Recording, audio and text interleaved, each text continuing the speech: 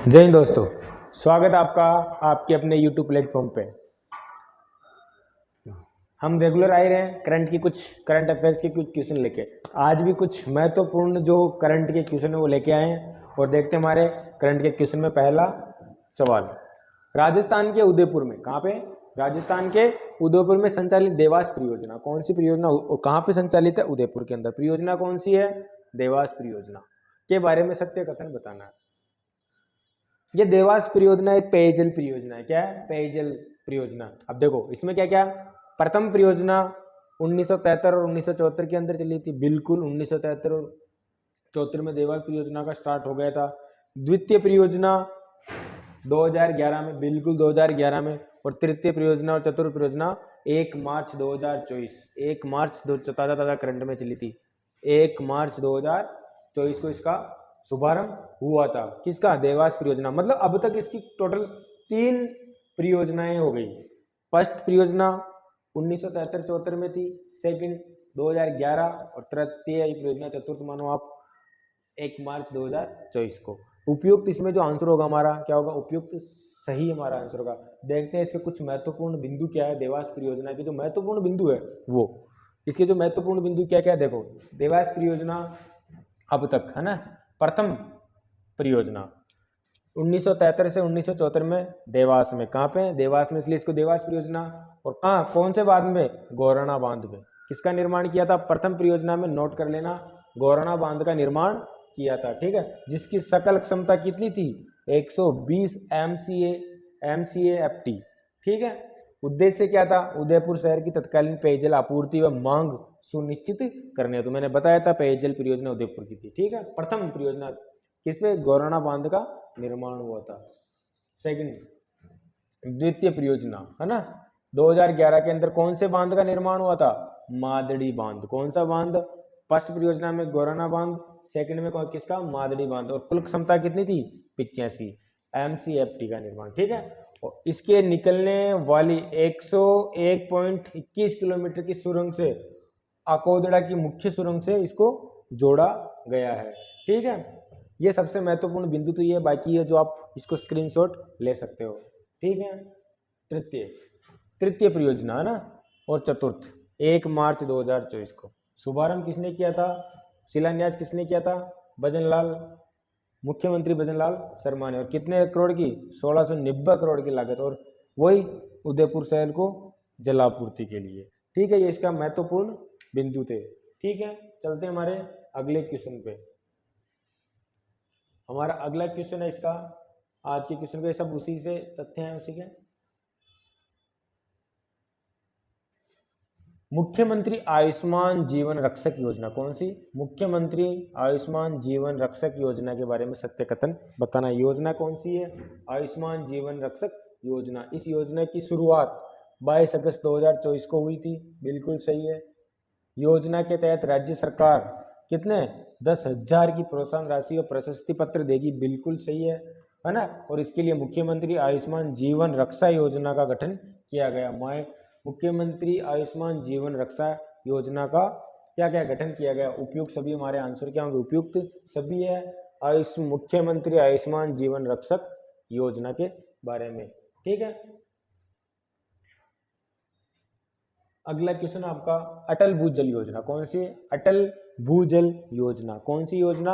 अटल भूजल योजना क्रियान्वयन में राजस्थान का देश में कौन सा स्थान है अगस्त 2024 तक? अभी जो स्थान है वो है तीसरा। कौन सा? अटल भूजल योजना में पहले कौन सा था?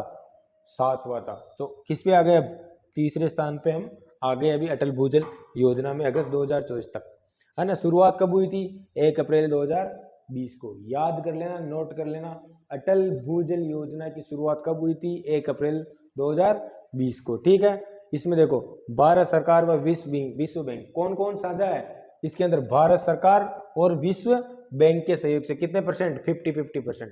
क्वेश्चन आ जाए कि भूजल योजना के अंदर कौन कौन साझा है, तो एक तो केंद्रीय सरकार हमारी, भारत सरकार, दूसरी चीज विश्व बैंक, दोनों कितने प्रतिशत? 50-50% के साझा करता है। ठीक है, भूजल विभाग नोडल विभाग कृषि, उद्यानिक, जल ग्रहण, भू संरक्षण, जल संसाधन, पंचायती राज एवं ग्रामीण विकास, जन स्वास्थ्य अभियांत्रिकी, ऊर्जा एवं वन विभाग मुख्य सहभागी विभाग है इसके। ठीक है, मतलब सभी जो कृषि से जुड़े हुए, पेयजल से जुड़े हुए, ग्राम विकास से जुड़े हुए सभी विभाग इसके सहभागी है। ठीक है, 2020-21 से वर्ष 2024-25 तक के लिए योजना है। ठीक है, चलते हमारे अगले क्वेश्चन पे। देखो IRS क्या, IRS अशोक चारण, कौन, IRS अशोक चारण को नई दिल्ली में, किसमें, नई दिल्ली में CBDT क्या, CBDT एक्सीलेंसी अवार्ड 2024 से सम्मानित किया गया। इनका संबंध किस जिले से, तो इनका संबंध है अशोक चारण IRS जैसलमेर जिले से। कौन से जिले से, जैसलमेर जिले से इनका संबंध है। ठीक है, जैसलमेर जिले से IRS अशोक चारण दिल्ली के विज्ञान भवन में वित्त मंत्री कौन, निर्मला सीतारमण और वित्त राज्य मंत्री पंकज चौधरी ने CBDT एक्सीलेंसी अवार्ड से इनको सम्मानित किया गया है। अशोक चारण वर्तमान में कहाँ पे है, आयकर विभाग में डिप्टी कमिश्नर इन्वेस्टिगेटर है, इसमें आयकर विभाग के अंदर है। ठीक है, इनको सम्मानित किया गया बेस्ट वर्किंग के लिए। ठीक है, हाँ, अशोक चारण को इसलिए अवार्ड मिला, क्यों अवार्ड मिला, देखो पूरे देश में 1 लाख कार्मिकों में से यह सिर्फ 25 को ही दिया जाता है। कितने पूरे देश में 1 लाख कार्मिकों में से, कितने में, 1 लाख कार्मिकों में से सिर्फ कितने को दिया जाता है, ये 25 को दिया जाता है। अब बताओ, राजस्थान की जैसलमेर का एक बंदा 1 लाख कैंडिडेटों में चुने हुए में से 25 के अंदर उनका नाम कौन, IRS अशोक चारण। ठीक है, अशोक चारण किस विभाग में, आयकर विभाग में, किस विभाग में, आयकर विभाग में।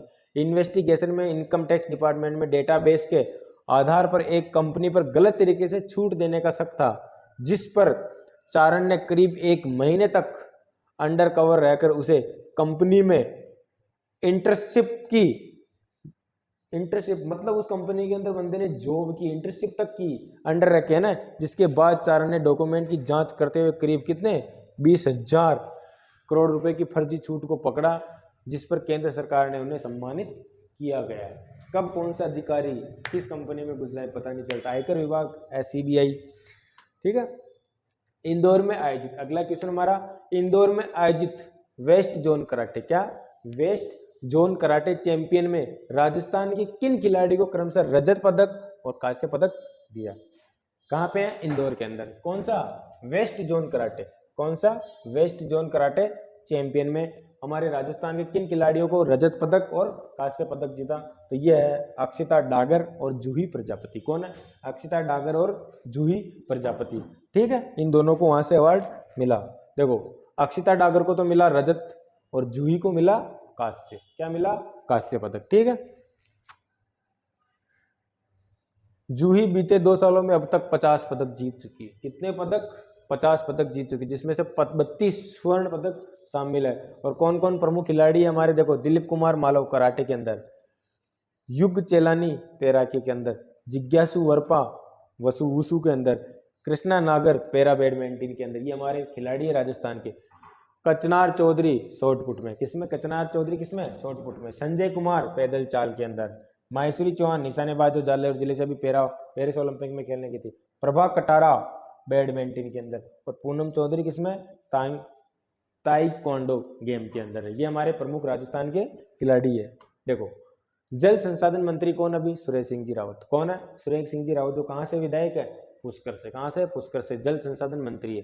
के द्वारा किस बांध की जानकारी के लिए किसान साथी ऐप, कौन सा ऐप, किसान साथी ऐप का लोकार्पण किया, तो ये कौन सा बांध है, पार्वती बांध पे। कौन से, पार्वती बांध पे। कौन से ऐप का, किसान साथी ऐप का लोकार्पण किया। किसका किया, किसान साथी ऐप का लोकार्पण किया। देखो किसान साथी ऐप, जल संसाधन कौन, सुरेश सिंह रावत। उद्देश्य पार्वती बांध के कैचमेंट एरिया में किसानों को पानी की उपलब्धता और आपूर्ति के बारे में विश्वसनीय जानकारी प्रदान करेगा, इतना सा। ठीक है, और देखो राज्य जल संसाधन सूचना प्रणाली डैशबोर्ड पोर्टल लॉन्च करने वाला, डैशबोर्ड पोर्टल लॉन्च करने वाला राजस्थान का पहला राज्य बना।